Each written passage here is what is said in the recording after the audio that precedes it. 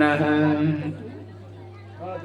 ईश्वरो गुरुरात्मेति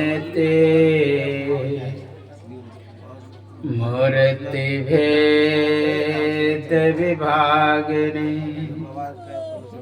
व्योमवत् व्याप्त देहाय दक्षिणामूर्तये नमः। अखण्डमण्डलाकारं व्याप्तमेन चराचरं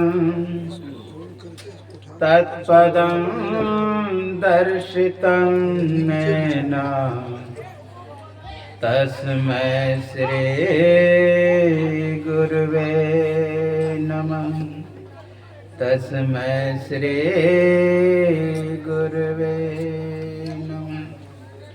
श्री सद्गुरु महाराज की जय। जितने तादाद में हैं उनके अनुसार जय घोष नहीं हुआ, लोगों को जय घोष हृदय खोल के करना चाहिए, क्योंकि आप लोग सुने हैं शंख बाजे तो बलाए भागे। इसलिए यह जय घोष जो है शंख ध्वनि है, जोर से जय घोष करना पड़ेगा। श्री सद्गुरु महाराज की जय। एक बार और हो जाए। श्री सद्गुरु महाराज की जय। सर्वत्र रूप में विराजमान आराध्य देव को कोटि से नमन। व्यक्त रूप में मंचस्थ बंदो महापुरुष ते चरणारविंदम। यत्र तत्र अन्यत्र विराजमान संत जन विज्ञ जन सज्जन वृंदा माता एवं धर्मशीला भक्तिमती बहनों के अंतस्थ विराजमान परमात्मा को मेरा नमन।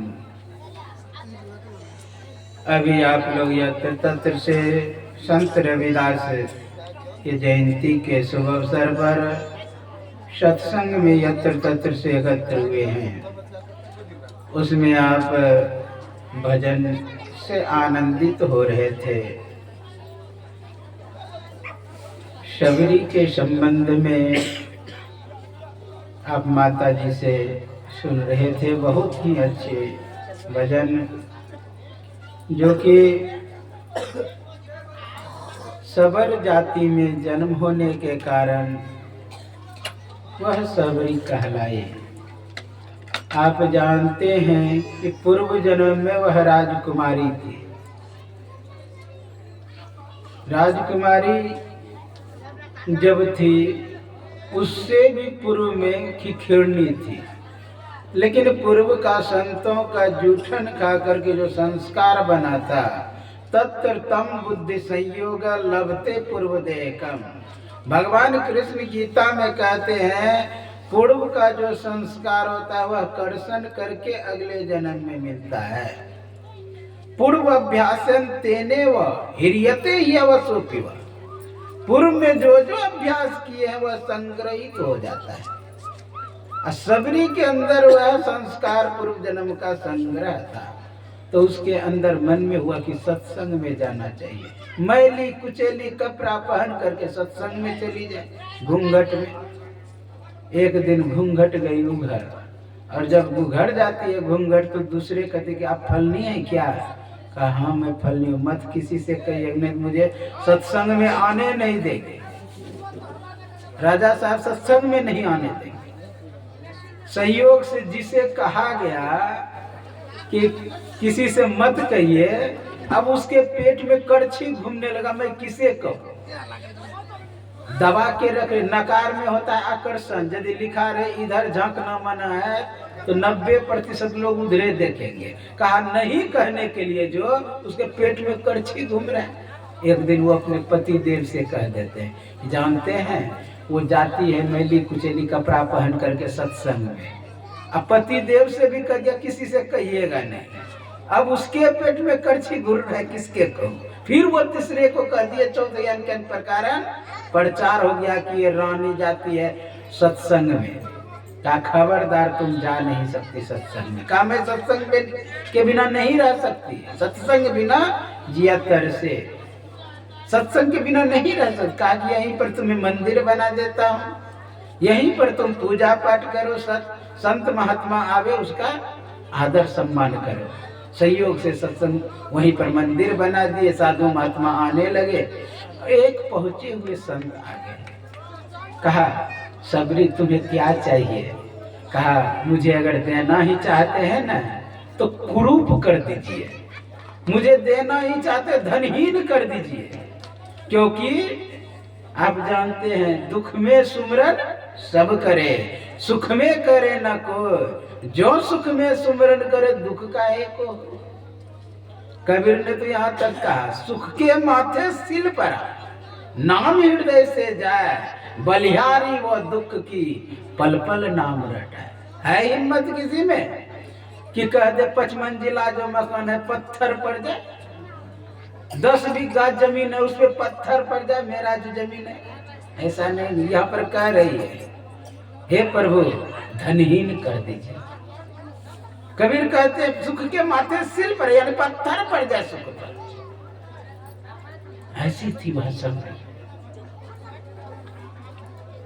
इतनी भक्ति में पारंगत, पूर्ण प्रकाष्ठा को उपलब्ध कर गई सबरी भक्ति में। तब जाकर के भगवान आए, क्योंकि उनके गुरु बोले थे कि यहीं पर आएंगे सबरी भगवान। जब उनके गुरु शरीर पूरा हो गया तो सबरी सोचती है कि यह तो बोले ही नहीं किस तारीख को भगवान आएंगे, पूरब से आएंगे कि पश्चिम से आएंगे, उत्तर से आएंगे कि दक्षिण से आएंगे, दिन में आएंगे कि रात में आएंगे, बताइए ही। नित्य दिन भक्ति, हर समय हर क्षण। कुटिया जो बनाई चारों तरफ खिड़की, दौड़ करके कभी पूरब जाती है देखने के लिए, पूरब से तो नहीं, कभी पश्चिम दौड़ करके जाती है कि कहीं पश्चिम तो नहीं, पूरब से पश्चिम से उत्तर दक्षिण सभी के दौड़ती है। हर रास्ते में फूल बिछाती है नित्य दिन, हर रास्ते में। और नित्य दिन बैर ला के रखती है कि हो ना हो अभी आ जाए। दिन रात सोई नहीं, 8 पहर झूमत ही बीते, डार दियो सब बारा, पीवन लगे सुधारस जब ही दुर्जन परी बिडारा। 8 पहर झूमते बीत रहे। वही अंतिम में भगवान आए और कहते हैं कही विधि स्तुति करो तुम्हारी, अधम जाति में जरमति भारी, अधम ते अधम अधम अति नारी, 3 महत्ता मति मंद आधारी। कहा किस विधि स्तुति करो, किस नियम से स्तुति करो, मैं तो अधम हूं। लेकिन भगवान राम कहते कह रघुपति सुनो भामली, मानव एक भक्ति करना था, केवल मुझे भक्ति प्यारा है और कुछ नहीं। इसलिए हम लोगों को चाहिए कि भक्ति करते रहे। उसी भक्ति को कर कर आज रविदास संत शिरोमणि कहा है। विचार करिए कितना वेद का ज्ञान, शास्त्रों का ज्ञान कितना ऊंचा है। कबीर साहब को भी बहुत प्रयास किए कि मुस्लिम धर्म स्वीकार कर ले, लेकिन नहीं स्वीकार किए। रविदास को लोधी कहा कि तुम मेरा धर्म स्वीकार करो, इसने कहा वेद ज्ञान ऊंचा हम कैसे स्वीकार करें।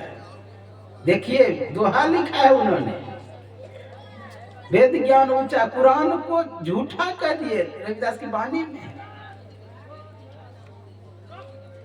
झूठा कर, कहा मैं अपना धर्म क्यों छोड़ूं, क्योंकि उसे पता था लोधी को ये अगर अपना धर्म छोड़ देते हैं तो बहुत लोग मेरा धर्म स्वीकार कर लेंगे।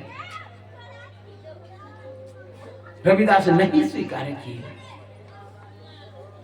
इसलिए हम लोगों को चाहिए स्वधर्मम निधनम श्रेया पर धर्म भयावह, अपने धर्म में दृढ़ रहें। दृढ़यते इति धर्म, वेद अनुकूल नियम धर्म, वेद प्रतिकूल नियम अधर्म, न्याय दर्शन कहता है।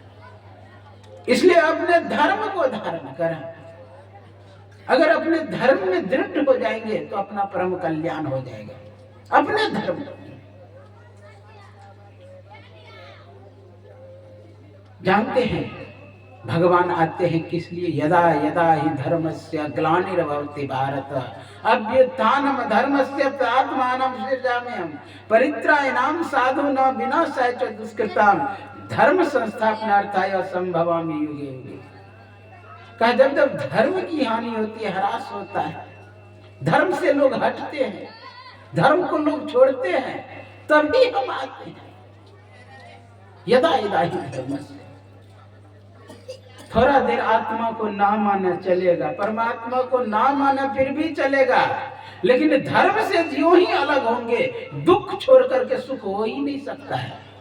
जैसे आंख का धर्म है देखना, आंख अपना धर्म छोड़ दे तो कहीं गड्ढे में गिरेंगे, किसी पत्थर से जाके टकराएंगे, किसी वृक्षों में टकराएंगे, किसी गाड़ी से जाके टकराएंगे, दुख छोड़ करके सुख हो ही नहीं सकता है।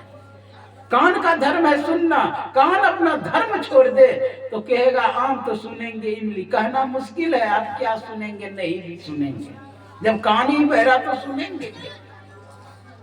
जीवा का धर्म है स्वाद लेना, अगर स्वाद ग्रहण करना छोड़ दे तो दुख ही दुख है। नासिका का धर्म है गंध ग्रहण करना, गंध अगर ग्रहण करना छोड़ दे पता ही नहीं लगेगा सुर भी है कि रसुर भी। हाथ का धर्म है पकड़ना, हाथ अपना धर्म छोड़ दे तो ना ही आप नाल बजा पाएंगे, ना ही और कुछ पकड़ पाएंगे, यानी दुख हो, क्योंकि कुछ उठा ना पाएंगे। पैर का धर्म है चलना, पैरालिसिस मार दे पैर में तो दुख छोड़ करके सुख हो ही नहीं सकता है।